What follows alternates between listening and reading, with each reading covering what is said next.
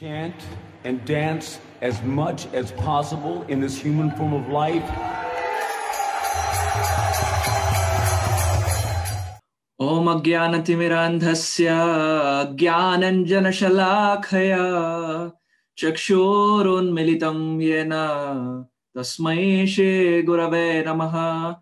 Shri Chaitanya Manobhishtam Sthapitam Yena Bhutale Swayam Rupa Kada Mahyam Dadati Swapadantikam Vandeham Shri Guru Shri Yuta Padakamalam Shri Gurun Vaishnavamscha Shri Rupam Sagrajatam Sahagana Raghunathanvitam Tam Sajivam Sadvaitam Savadutam Parijana Sahitam Krishna Chaitanya Devam Shri Radha Krishna Padan Sahagana Lalita Shri Vishakhanvitamscha He Krishna Karuna Sindho Dina Bandho Jagatpate Gopesha Gopika Kantha Radha Kanta Namostute Tapta Kanchana Gaurangi Radhe Vrindavaneshwari Vrishabhanustute Devi Pranamami Haripriye Namo Om Vishnupadaya Krishna Presthaya Bhutale Srimate Bhaktivedanta Swamine Namine Namaste Saraswati Deve Gauravani Pracharine Nirvishesha Shunyavadhi Paschatya Deshatarine Jaya Shri Krishna Chaitanya Prabhu Nityananda Shri Advaita Gadadhara Shri Vasadi Gaura Bhakta Vrinda Hare Krishna Krishna Krishna Hare Hare Hare Rama Rama Rama Hare Hare Gurave Gaurachandraya Radhikaya Tadaliye Krishnaya Krishna Bhaktaya Tadbhaktaya Namo Namaha Ananda Leela Maya Vigrahaya Hemavadivya Chavisundaraya Tasmai Mahaprema Rasa Pradaya Chaitanya Chandraya Namo Namaste Chaitanya Chandraya Namo Namaste Chaitanya Chandraya Namo Namaste. Hare Krishna. Before I begin, I would want to express my heartfelt gratitude at the lotus feet of Abhay Charana Aravinda, Bhaktivedanta Swami Srila Prabhupada, who has bestowed upon all of us this most invaluable jewel in the form of Sri Chaitanya Charitamrita in the English language that was never given in the past. Secondly, I want to express my gratitude to Kirtida Sundari Mataji for very kindly having me back at the service of all the devotees present here. And lastly, I want to pay my Dandavat Pranams at the lotus feet of all the assembled devotees and beg and pray for your best wishes so that I can speak some favorable words in the glorification of today's topic. Vancha kalpatarubhyascha kripa sindhubhya evasha patitanam pavanebhyo vaishnavebhyo namo namaha. So this morning we are reading from the Sri Chaitanya Charitamrita, Antilila, chapter 15, text 78. This verse is actually so deep and so profound that in the limited amount of time that we have, probably we'll be able to do only just this verse in the discussion. Harin Mani Kavatika Pratatahari Vakshasthala Smarartha Taruni Mana Kalushahari Dor Argala Sudham Shohari Chandanod Palasita Brasitangaka Same Madana Mohana Sakhitanoti Vakshaspriham. Translation and purport by His Divine Grace A.C. Bhaktivedanta Swami Srila Prabhupada. Translation. My dear friend, Krishna's chest is as broad and attractive as a door made of Indranila gems, and his two arms as strong as bolts, can relieve the mental anguish of young girls distressed by the loving desires for him. His body is cooler than the moon, sandalwood, the lotus flower, and camphor. In this way, Madan Mohan, the attractor of Cupid, is increasing the desire of my heart. Purport: this verse is also found in the Govinda Lilamrita, chapter 8, text 7. I'll just chant the verse one more time and then we can begin our today's discussion. Harinmani Kavatika Pratatahari Vakshasthala Smarartha Taruni Mana Kalashahari Dor Argala Sudhamshu Harichandanot Palasita Brasitangaka Same Madana Mohana Sakhitanoti Vakshaspriham.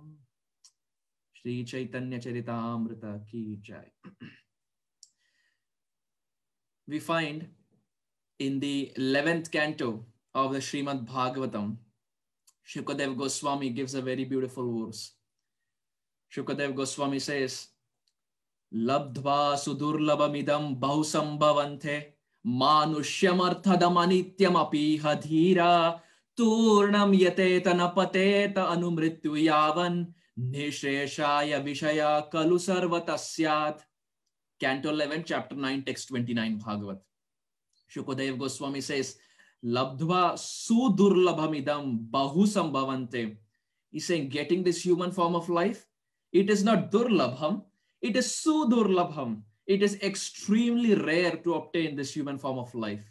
And bahusambhavante, one gets this most invaluable human form of life after many, many, many births. No, it's not like an H1B lottery that there is a lottery and we get a human form of life. Getting a human form, getting a Manushya Jivan, it comes after many, many lifetimes. We all have to pay a very heavy price to get this human body. Labdhva sudurlabhamidam bahusambhavante. And what are the features of this human form? Manushyam arthadam. It is arthadam. It is filled with meaning. Why is it filled with meaning? Because this human form of life awards one the opportunity to acquire the highest treasure, that is Krishna Prem, that is love of Godhead. We see it is only in this human form of life, only in the Manushya Jivan, that anyone can get or acquire or develop this love of Godhead, which is there in a dormant form. But there is a caution. Manushyam arthadam anityam. Shukadeva Goswami says this human form is anityam. This bubble of human life can burst anytime. And we find this needs no explanation, especially for those who are following the news that is happening back in India as far as the second wave is concerned. We find that people are leaving their body left and right.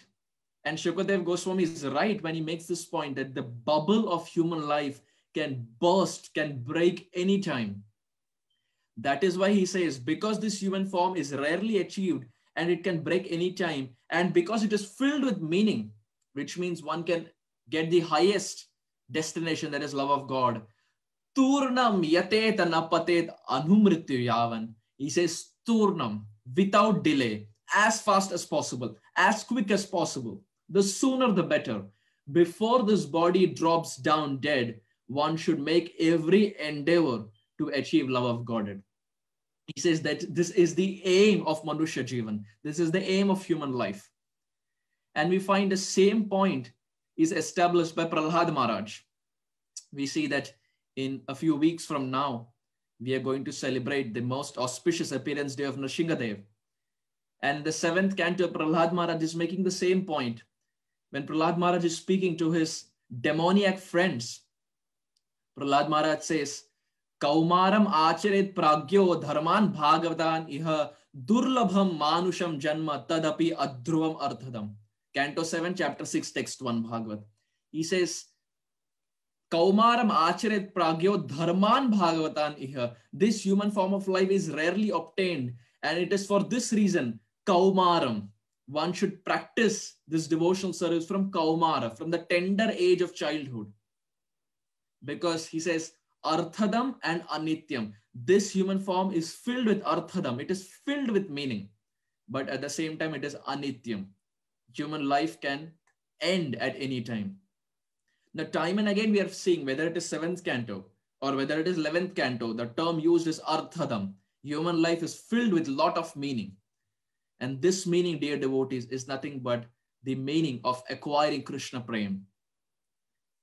We find that there are so many books around which speak about dharma, artha, kama, and moksha.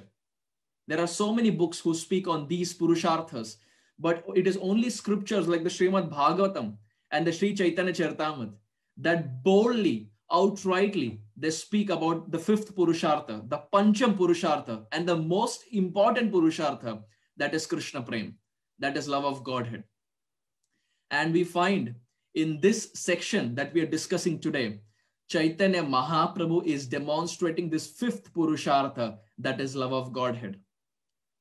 We see that Prabhupada has given this chapter a very beautiful name by it's called as the transcendental madness of Sri Chaitanya Mahaprabhu. And this transcendental madness is nothing but the Krishna Prem that Chaitanya Mahaprabhu is demonstrating through the mood of Srimati Radharani. So Chaitanya Mahaprabhu is actually giving a hint to all the practitioners that the aim of a sadhaka, the aim of a practitioner, the aim of human life is nothing but acquiring this transcendental madness, which is nothing but Krishna Prem. So having said this, we now try to begin our today's discussion. And I hope and pray that for the next 45 minutes or so, if devotees can kindly give all the attention that they have, then we can have a very nice, fruitful discussion regarding this topic. So we see that Chaitanya Charitamrita is written by Sri Krishnadas Kaviraj Goswami. And this verse of chapter 15, text 78 also comes from Govinda Lilamrita, which is also written by Krishnadas Kaviraj Goswami. And Narottam Das Thakur, in his book called as Prem Bhakti Chandrika, very beautifully, he glorifies Krishnadas Kaviraj Goswami. Narottam Das Thakur, he says, Krishnadas Kaviraj Rasika Bhaktamaj Jeho Kaila Chaitanya Charita. He says Kaviraj Goswami is Rasika Bhaktamaj. He is the most Rasik Bhakta because Kaviraj Goswami's heart is filled with Brajras. Waves of Brajras are filled in the heart of Krishnadas Kaviraj Goswami. Jeho Kaila Chaitanya Charit, and he has written Chaitanya Charitamrita, Gaur Govinda Leela. So Kaviraj Goswami has written 2 prominent books in the form of Gaur Leela, which is Chaitanya Charitamrita, and Govinda Leela, which is Govinda Leelamrita. And as mentioned, this verse that we are about to discuss comes from the Govinda Leelamrita. So Narottam Das Thakur is saying, Gaur Govinda Leela, Shunite Galaye Shila, Tahate na hoye mora cheta. Narottam Das Thakur in his humility is saying, Gaur and Govinda Leela, anyone who hears to this narration of Chaitanya Charitamrita and Govinda Leelamrita that describes Krishna's pastimes in Vrindavan, Shunite Galaye Shila, even if a stone hears to these pastimes, a stone will melt. Narottam Das Thakur is saying, Shunite Galaye Shila, but Tahate na hoye morachita, but somehow or the other, my heart is still not melting. The stone is ready to melt hearing the pastimes of Gauranga Mahaprabhu and Krishna and Vrindavan. But somehow or the other, Narottam Das Thakur in his humility, he is saying that my heart is still not melting. Actually, Narottam Das Thakur, his heart is very much melting, but he is speaking on behalf of all of us. At least speaking for myself. He's making this point that when we hear the pastimes of Gauranga Mahaprabhu, when we hear the pastimes of Krishna in Vrindavan in the form of Govinda Lilamrita, our heart is supposed to melt. And we find that in this section, what is this section describing? And who is chanting this verse? This verse, dear devotees, is chanted by Srimati Radharani to her dear friend Vishaka Sakhi. Radharani is chanting this verse to Vishaka Sakhi, and Radharani is describing the bodily beauty of Shri Krishna, which is nothing but Radharani is describing the Rupa Madhuri.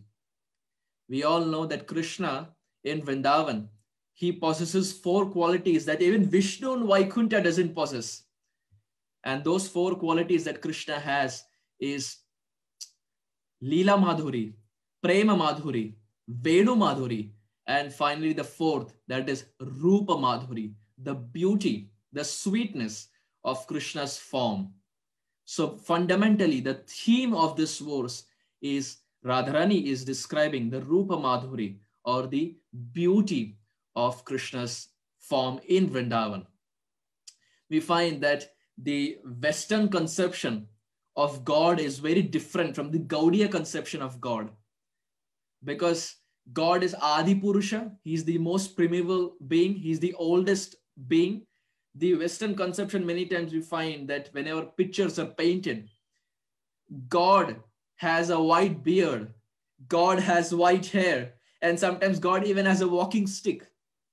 And their conception is more of like the Atlas. We find the famous photo of holding the Atlas, and the face is completely strained. So that is their conception, that even when holding earth, the face, the strain on the face is completely seen. And God is having white beard, white hair, walking stick, and sometimes he's wobbling while walking, and he's like a very judgmental God. But we find that the conception that Prabhupada has given us about the conception of God is completely different from the Western conception. Our God, he lies. Our God steals. Our God breaks pots. Our God rolls in the dust of Vrindavan. Our God eats mud. Our God sees in the eye of Mother Yashoda and boldly speaks lies. Our God holds the tail of the cows and is being dragged around in Vrindavan. Our God, even when he's lifting Giriraj, he has a smile on his face. So it's completely different than the Western conception of God. Our God is more approachable. In the 1960s, when the ISKCON movement just began, in the 1968 or 1969, Srila Prabhupada had told one of his female disciples to paint a photo of Krishna lifting Giriraj. And this disciple of Prabhupada, she painted the photo of Krishna lifting Giriraj, and she came back to Prabhupada after a few days. And when Prabhupada saw the photo, Prabhupada started laughing. For the next 2 minutes, Prabhupada was laughing. He couldn't just stop laughing. And the disciple, she had no idea. She was thinking to herself, why is Prabhupada laughing? I mean, all the while, whenever I've showed my paintings to others, they've always appreciated. And here is Srila Prabhupada who was laughing, seeing at my painting. So she was perplexed and completely bewildered. So Prabhupada, after 2 minutes, he paused and he asked his disciple, what is this? What have you drawn?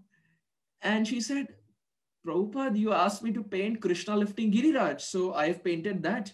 Prabhupada said, yes, I understand, but what is it that Krishna's hands have biceps and triceps, and you have made 6-pack and 8-pack for Krishna?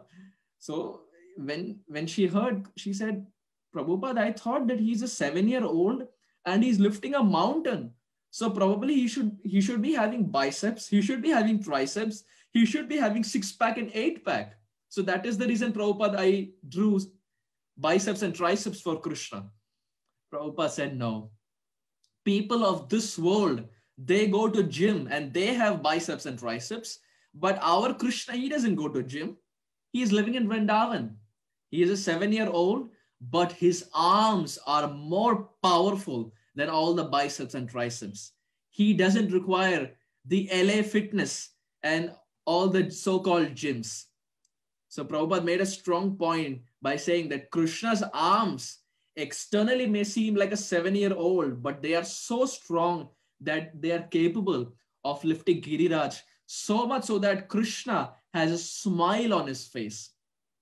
Unlike the Western conception where the person is lifting the Atlas and has a strain on his face, Prabhupada said, our conception is Krishna, even if he's 7 years old, even without triceps and triceps, Krishna's arms are so strong that they can lift Giriraj easily.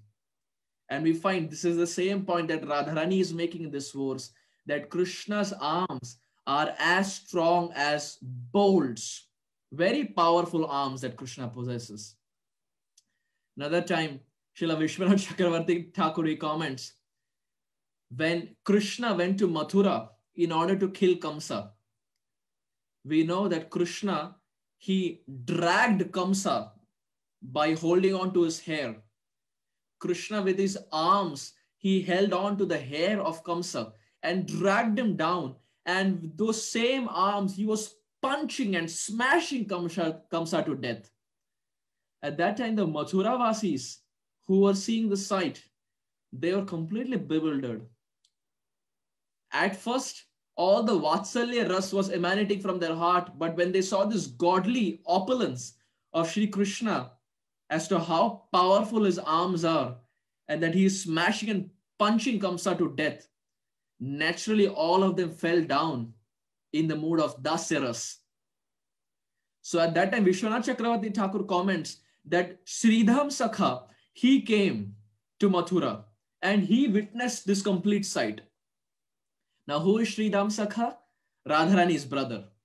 So Radharani's brother, Sridham Sakha, comes to this site and he sees Krishna is punching Kamsa to death.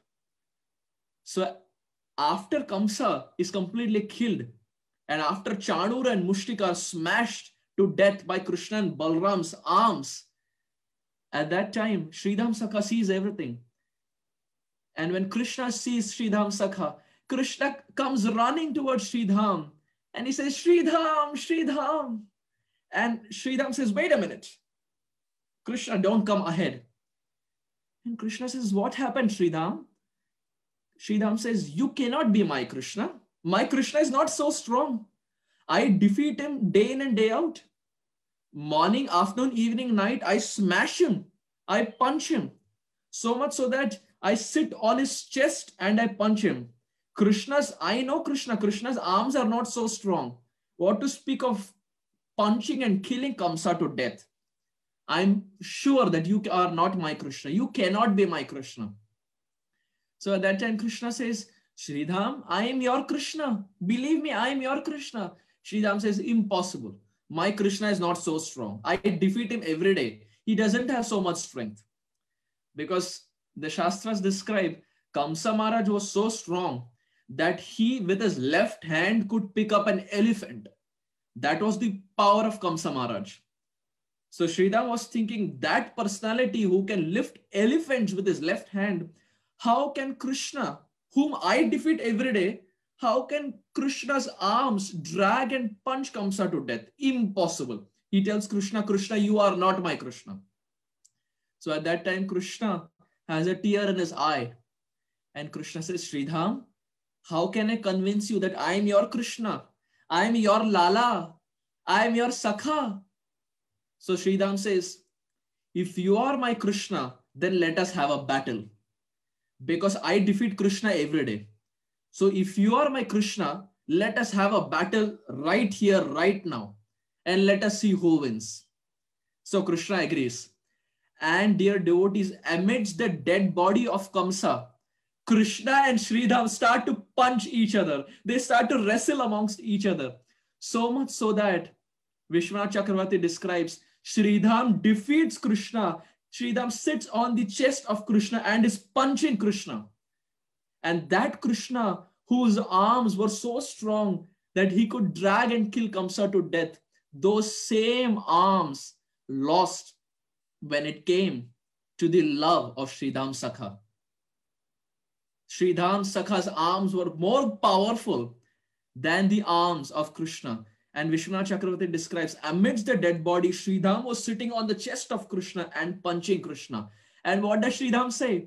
After he defeats Krishna, Sridham says, confirmed, you are my Krishna because I was able to defeat you. So in this way, Vishwanath Chakravarti Thakur says, this is the love of the Vrajavasis.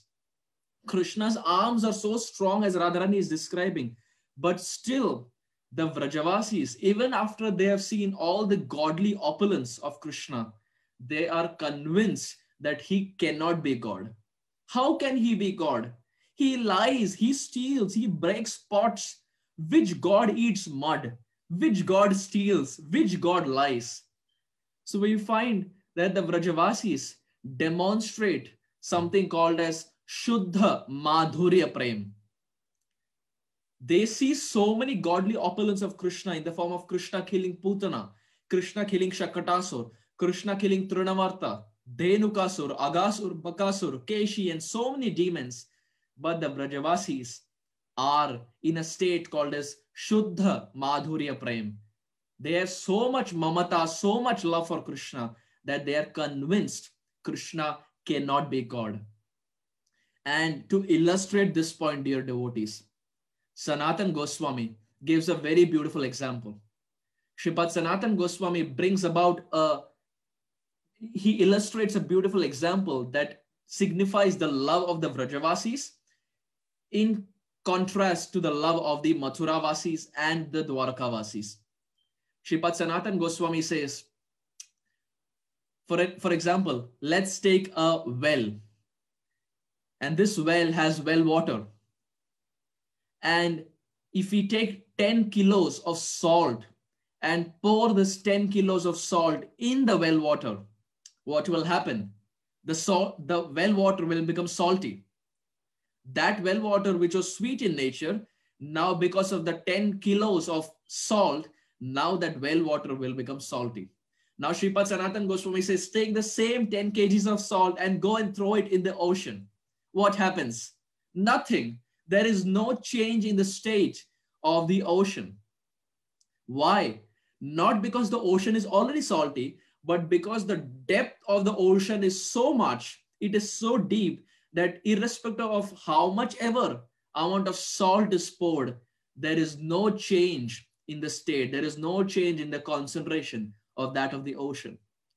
Shripad Sanatan Goswami says he maps that to the love of the Mathuravasis, Dwarkavasis, and that of the Brajavasis. Shripad Sanatan Goswami says the love of the Mathuravasis and Dwarkavasis is like that of the well water. Little display of salt-like opulence of Krishna changes their state. From Vatsalyaras, they fall down to Dasyaras. But the love of the Vrajavasis is like a vast, deep ocean. How much ever salt-like opulence Krishna displays, godly opulence, the love of the Vrajavasis never falls down. In fact, their love only increases again and again. Shripad Sanatan Goswami says this is only because their love for Krishna is as deep as the ocean water. And we see this time and again. Once when our Krishna was going in the forest of Vrindavan, when he was wandering in the forest of Brajadham, at that time the peacocks became so happy to see Krishna that they started dancing. We see generally peacocks dance when it rains. Whenever they're very happy, that's when they spread out their feathers. So when the peacocks, they saw Krishna entering the forest, all the peacocks and all the peahens, they started jumping and dancing and they started spreading their feathers. And when Krishna saw the peacocks dancing, Krishna also started to dance. Krishna tied his turban, Krishna tied his waistcloth, and Krishna also started to dance. And when Krishna started to dance, the peacocks also started to dance. The peacocks were dancing, Krishna was dancing, the peacocks were dancing. And finally, after some time, the peacocks stopped. They gave up. And they told Krishna that, my dear Lord, we cannot compete with you. You are Natavara Vapu.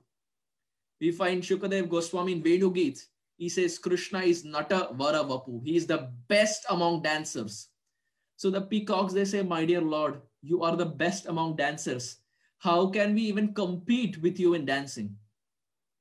And at that time, the peacocks, they tell Krishna that, my dear Lord, you have mentioned in the Bhagavad Gita that Patram Pushpam Phalam Toyam Yome Bhaktya Prayachati.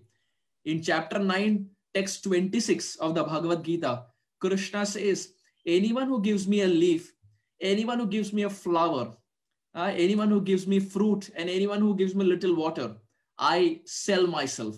That is bhakti. Krishna says, I accept even if someone gives me any one of these four things.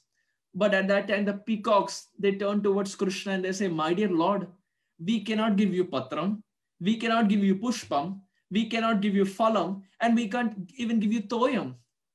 But my dear Lord, the only prize that we can offer, the only thing that we can offer to you, my dear Lord, is our feathers.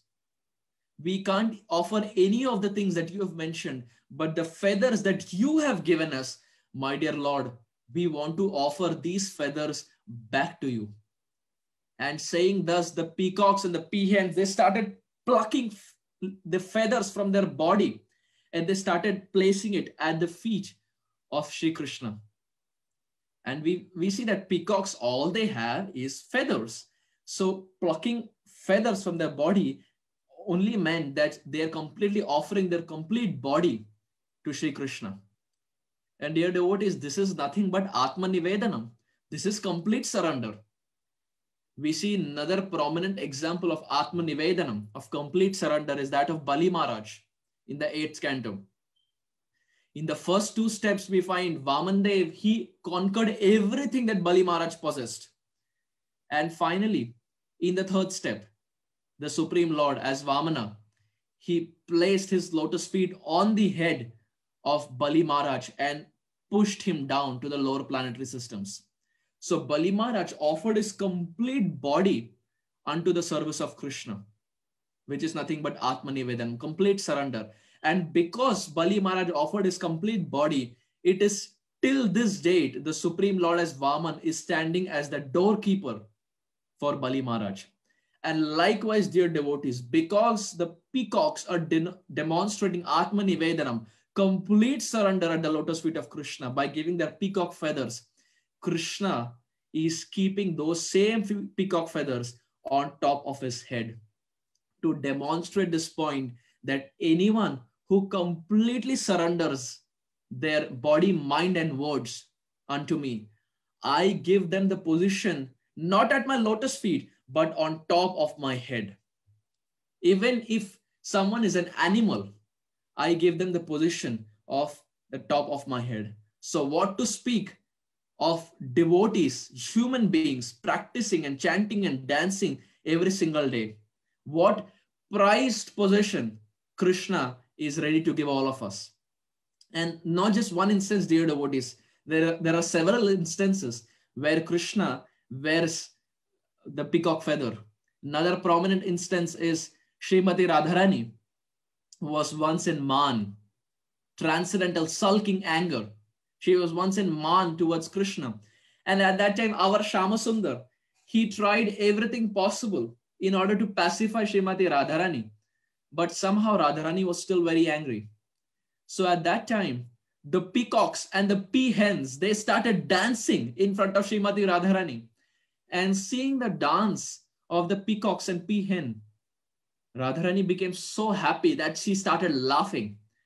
And when she started laughing, her man, her transcendental sulking anger towards Krishna was also pacified.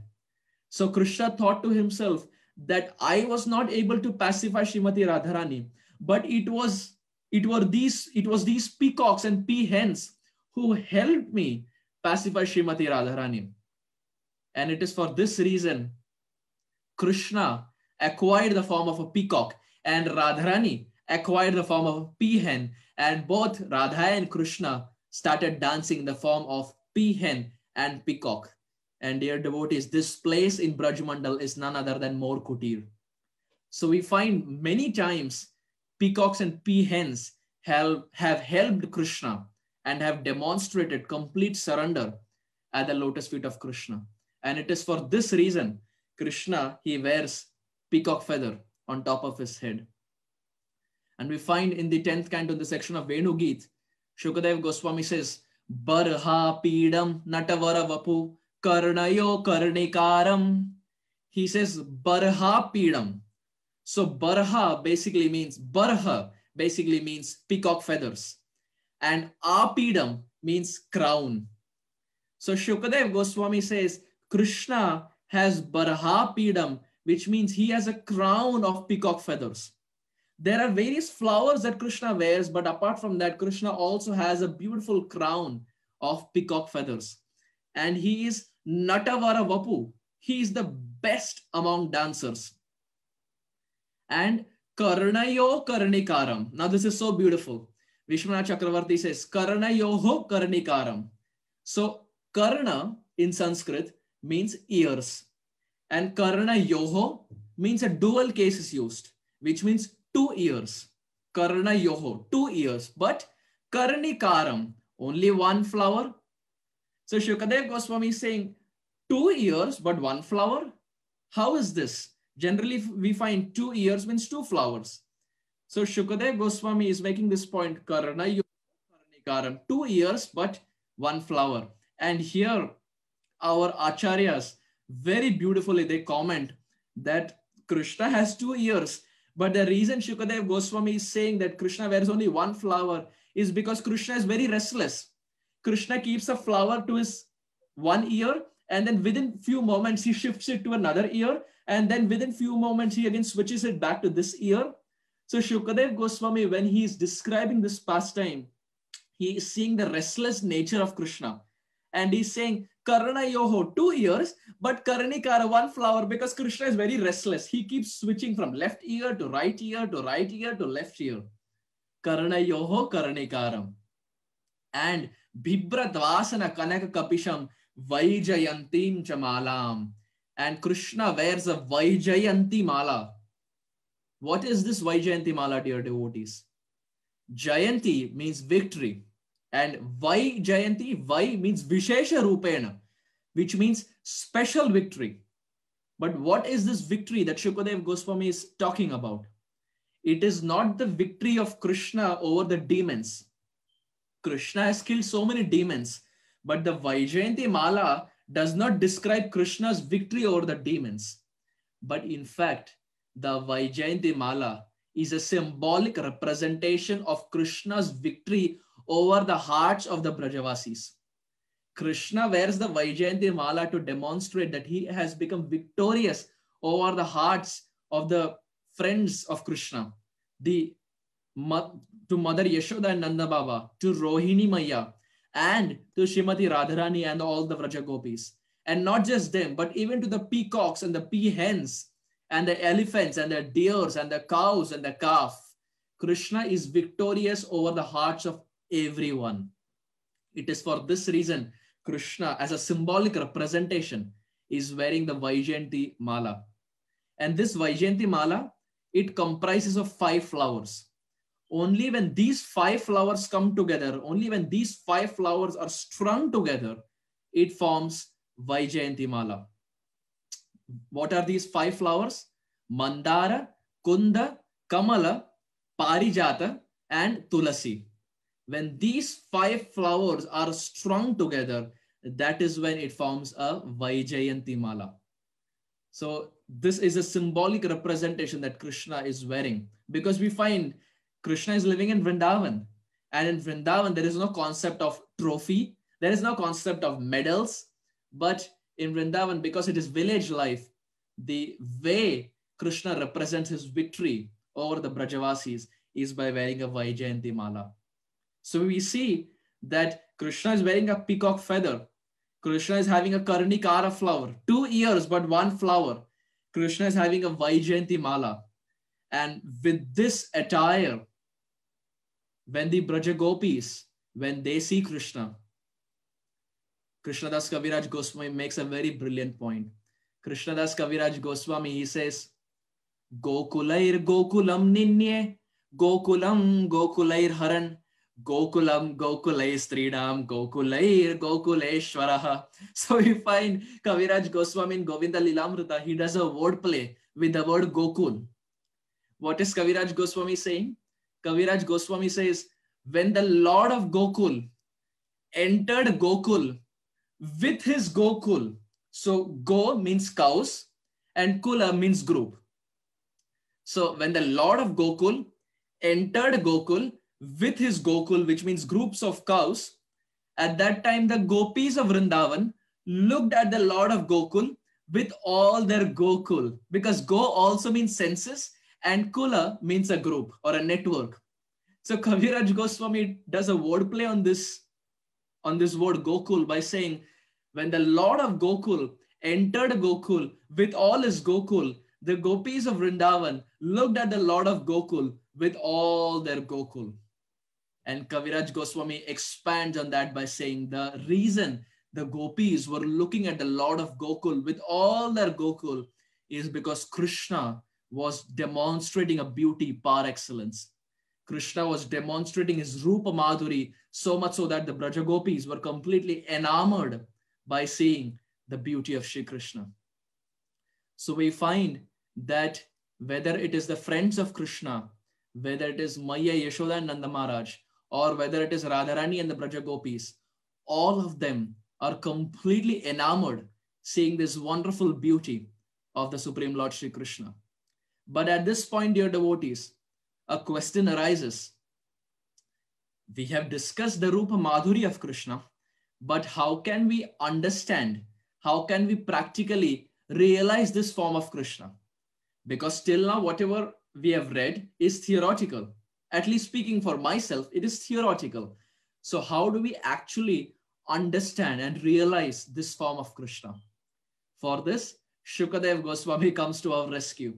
In the third canto, chapter 28, text 21, Shukadev Goswami gives a formula by which Krishna's form, Krishna's Rupa Madhuri can be understood. That Rupa Madhuri that Radharani is describing in this verse can be understood by Shukadev Goswami's formula that he is describing. Shukadev Goswami says, Sanchintayad Bhagavatas Charanaravinda Vajrankushadvaja Saroruhalanchanadhya Uttunga Vilasan Nakachandravala Jyotsna Birahata Mahad Hridayandakara. Shukadev Goswami says, Hridayandakara, in order to kick the thick darkness that is present in the heart, in order to kick the illusion that is present in the heart, what should one do? Sanchintayad. One should meditate. But meditate on what? Sanchintayad Bhagavatas Charanaravinda. Shukadev Goswami says, if someone desires to kick out the illusion, the thick darkness that is present in the heart, one has to meditate on the lotus feet of the Supreme Lord. So we initially started by speaking on the arms of Krishna. Then we spoke about the peacock feather of Krishna. Then we spoke about Krishna's dancing abilities. Then we spoke about Krishna's Karnikara flower. We spoke about Krishna's Vaijayanti Mala. And now we are speaking about Krishna's lotus feet. Shukadev Goswami is saying, Sanchintayad Bhagavatas Charanaravinda. One should meditate on the lotus feet of the Lord. But now the question may arise, how to meditate on the lotus feet of the Lord? One should know the signs and symbols. One should at least have a photo to meditate. So Shukadev Goswami says, Vajrankusha Dhwaja Saroruha Lanchanadhya. He describes 4 symbols that are present on the lotus feet of Sri Krishna. What are the 4 symbols, dear devotees? First is Vajra, which means a thunderbolt. Second, Ankusha. Now, Ankusha basically means a goad. We see when the elephants they have to be driven, the mahuts, they have a Ankusha, they have a goad. And with that goad, they drive the elephants. So Krishna's lotus feet is having an Ankusha. It is having a goad. Why? Because our mind is like a mad elephant, which is constantly running here and there like Kuvalaya Pida. So by having an Ankusha, Krishna is demonstrating, Krishna is showing this point that even if your mind runs here and there like your mad elephant, my lotus feet has an ankusha. It has the ability to bring your mind back on track if you meditate on my lotus feet. So beautiful. So Vajra, first is a thunderbolt, second is an ankusha, that is a gourd.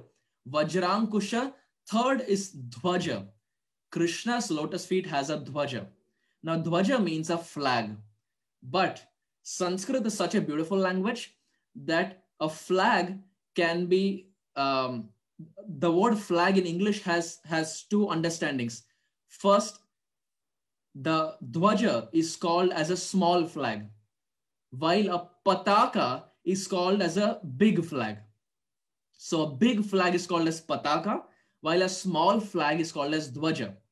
So like we have His Holiness Jai Pataka Swami Maharaj, which means the big victorious flag of Sri Chaitanya Mahaprabhu. So that is pataka. But here the word he uses is not pataka, but the word uses dhvaja. So Krishna's lotus feet has a small flag, which means to demonstrate this point that anyone who meditates on the lotus feet of Krishna will surely be victorious in his endeavor to realize the Rupa Madhuri of Shri Krishna. And finally, the fourth symbol that is described on the lotus feet of Shri Krishna is Saroruha, which means a lotus flower.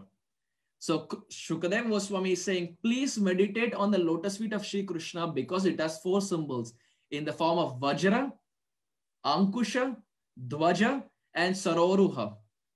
Lanchanadhya, which means Krishna's feet is adorned by these marks. Uttunga Rakta Vilasan Nakachandravala. Now Shukadev Goswami goes on to describe the nails of Shri Krishna. He says Krishna's nails. How are Krishna's nails? Well, Krishna's nails are reddish in color. We see Satyavrata Muni in Damodara Ashtakam. He compares Krishna's lips to like that of a bimba fruit. He says Krishna's small lips are so reddish in nature that they almost resemble a bimba fruit. Similarly, Shukadev Goswami says Krishna's nails are so reddish in color that they almost look like rubies. Now, if rubies are brought, if diamonds are brought, how attractive and how opulent they will be. Similarly, Shukadev Goswami says Krishna's nails are as reddish in nature as like that of the rubies. And Nakachakravala, they're almost like a half moon. We on the sky, sometimes we see a half moon. So the next time we see a half moon, Shukadev Goswami is telling all of us that we should be reminded of Krishna's nail, because Krishna's nail is as effulgent like that of a half moon. So he says that Krishna's lotus feet has four symbols and his nails are reddish in nature and they're like a half moon, Nakachakravala, and Jyotsna Birahata Mahadhridayandakara. Shukadev Goswami finally, he says that anyone who regularly meditates on this lotus feet of Krishna, very soon the thick darkness that is present in his heart will be completely dispelled. And when this darkness is dispelled, the form, the Rupa Madhuri of Krishna can be understood. Then we can actually comprehend what Radharani is trying to describe in this verse in the form of Krishna's Rupa Madhuri. So we see meditating on Krishna's lotus feet is nothing but Pada Sevanam. One meaning of Pada Sevanam is to worship the lotus feet. But another meaning of Pada Sevanam is also to meditate on the lotus feet of the Lord. That is also called as Pada Sevanam. So factually we see Pada Sevanam is nothing but one of the limbs of Navavida Bhakti. So we are boiling down to the point that it is only Bhakti that can help us realize the form of Sri Krishna. In order to understand the Rupa Madhuri aspect of Sri Krishna, in order to completely understand what Radharani is experiencing in the form of Krishna's beauty, it is only and only Bhakti. Bhakti is the only commodity that can help us open the gates to Krishna's Rupa. And not just Rupa, but also Nam, Rupa, and Guna and Leela. Krishna's Nam, Rupa, Guna, and Leela can be understood only by the performance of Bhakti Yoga. And we find this same point is emphasized by Prahlad Maharaj. Prahlad Maharaj at one point, he says, Ekantir Bhakti Govinda, which means perform Ekanti, one-pointed devotion unto the lotus feet of Govinda. Ekantir Bhakti Govinda. Now at this point, Vishwanath Chakravarti Thakur, he gives such a fantastic commentary. Srila Vishwanath Chakravarti Thakur, he says, Prahlad Maharaj is saying Ekantir Bhakti Govinda, which means perform one-pointed bhakti unto the lotus feet of Govinda. But Vishwanath Chakravarti here, he says, the Sanskrit here is wrong. There is a mistake in Sanskrit grammar. Ideally, it should be Bhaktir Ekanti Govinda, which means perform one-pointed devotion unto the lotus feet of Govinda. So the perfect Sanskrit should be Bhaktir Ekanta Govinda. But Prahlad Maharaj is saying Ekantir Bhakti Govinda. So Vishwanath Chakravarti is answering by saying, why is Prahlad Maharaj breaking the rules of Sanskrit? He says, Vishwanath Chakravarti, he says, Prahlad Maharaj is such a Mahabhagavat that he is ready to keep the rules of Sanskrit to the side in order to bring Bhakti and Govinda together.